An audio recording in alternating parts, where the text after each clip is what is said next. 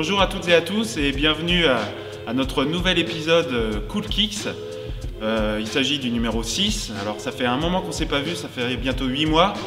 Sachez que désormais Cool Kicks sera un rendez-vous mensuel. Il s'est passé beaucoup de choses pour Macadam Basket ces derniers temps, beaucoup de belles choses.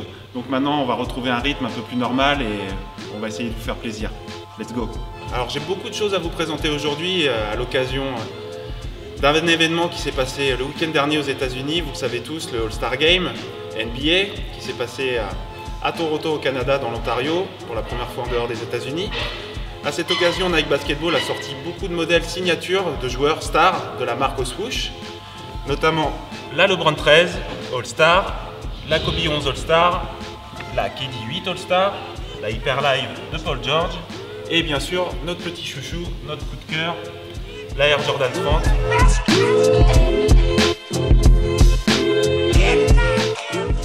Alors voici la LeBron 13 All-Star, bien sûr portée par l'ailier de Cleveland, LeBron James. Alors il faut savoir que la LeBron 13 est sortie au mois de novembre dernier à l'occasion de l'ouverture de la saison NBA. Alors, on peut noter vraiment quelques évolutions sur ce modèle par rapport à l'année dernière, notamment au niveau de l'amorti. On peut voir des pods hexagonaux aux endroits stratégiques du pied qui sont plus volumineux que l'année dernière sur l'ancien modèle, la LeBron 12, pour apporter un meilleur maintien et surtout un meilleur amorti, une meilleure absorption des chocs et des réceptions. Ce qu'on peut noter également, c'est une amélioration aussi au niveau du maintien du pied, c'est-à-dire que vous allez trouver des pièces hyperposites comme l'année dernière, mais un peu plus importantes au niveau des malléoles et aussi au niveau des renforts latéraux.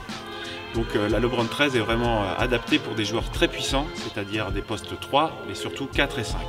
Donc un super modèle, beaucoup plus léger que les années précédentes, beaucoup plus fin. Deuxième modèle et non des moindres à vous présenter aujourd'hui, la Kobe 11 All-Star de Kobe Bryant, le Black Mamba des Lakers, qui vit sa dernière saison NBA, donc son dernier All-Star Game.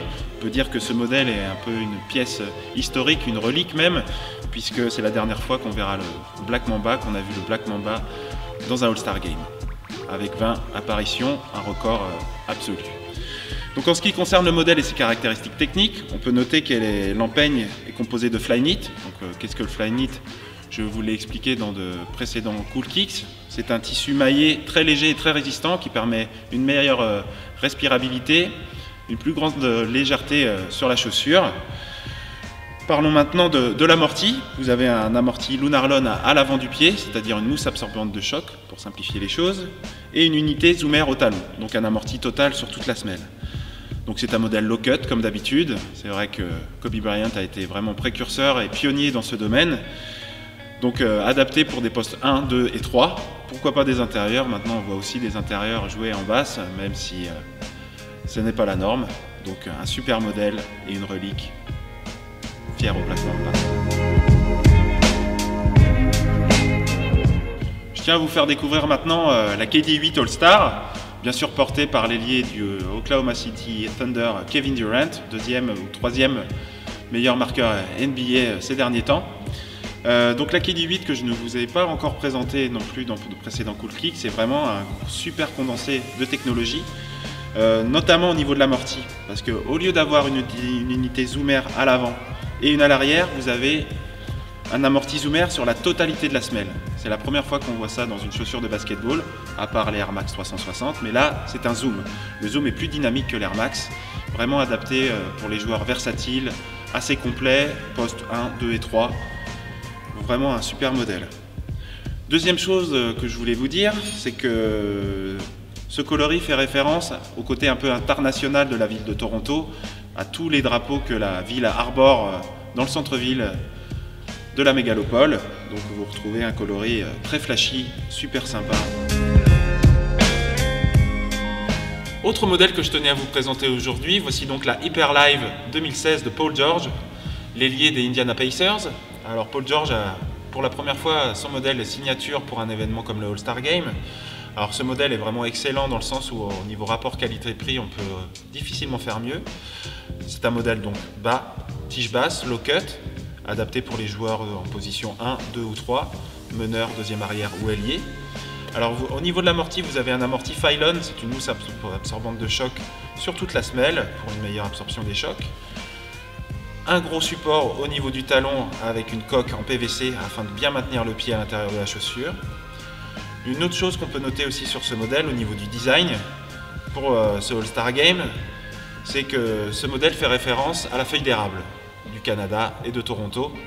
On peut le remarquer par la couleur rouge de la chaussure et aussi par le petit patch velcro sur la languette.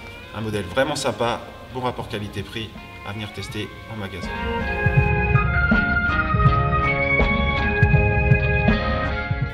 Dernier modèle et non des moindres à vous présenter aujourd'hui, notre chouchou au magasin et notre modèle vraiment préféré ces derniers temps, la tant attendue Air Jordan 30. Ce modèle a été vraiment dévoilé il y a très peu de temps, c'est-à-dire il y a un mois par Tinker Hatfield et Mark Smith, les designers phares de la marque au swoosh. Il faut savoir que Tinker Hatfield est le designer de tous les modèles rétro Jordan les plus célèbres, notamment la Air Jordan 3, la Air Jordan 6 et la Air Jordan 11, les modèles préférés de Michael Jordan. Alors ce qu'on peut dire sur ce modèle, c'est que c'est un modèle beaucoup plus léger que les modèles précédents. Par contre, on ne change pas une équipe qui gagne. Au niveau de l'amorti, les designers ont repris le même moule que sur la Air Jordan 29. C'est-à-dire que vous avez un amorti Zoom Air à l'avant et à l'arrière. Ce qu'on peut noter aussi, c'est l'apparition d'un nouveau procédé qui est le Flight Speed. Alors qu'est-ce que le Flight Speed? C'est une plaque qui est placée au-dessus de l'amorti et qui vous amène un meilleur dynamisme et une meilleure foulée lors de votre effort. L'empeigne est composée d'un matériau appelé Flyweave qui ressemble beaucoup au Flyknit. Qu'est-ce que Flyweave? C'est un matériau très léger, utilisé également sur la Air Jordan 29 l'année dernière et aussi sur la KD8 par Nike Basketball cet été. Matériau donc très léger qui vous apporte une meilleure souplesse, une plus grande respirabilité, une plus grande légèreté sur la chaussure.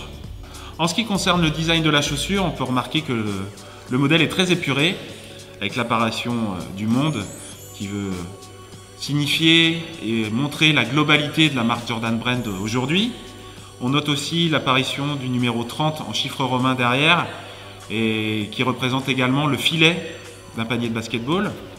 Donc le modèle est très travaillé, très développé, donc un excellent modèle, notre chouchou, je le répète encore une fois, et vraiment à tester parce que c'est vraiment une tuerie. Merci à toutes et à tous de nous avoir suivis pour ce 6e épisode de Cool Kicks. Je tenais vraiment à vous remercier de nous avoir suivis. Sachez vraiment, je tenais à vous le redire, mais ce rendez-vous sera vraiment désormais mensuel, donc vous pourrez nous suivre dès que vous le voulez sur notre chaîne YouTube. Et vous pouvez également passer par notre site en cliquant sur l'onglet Cool Kicks sur www.macadambasket.com. À très bientôt. Peace.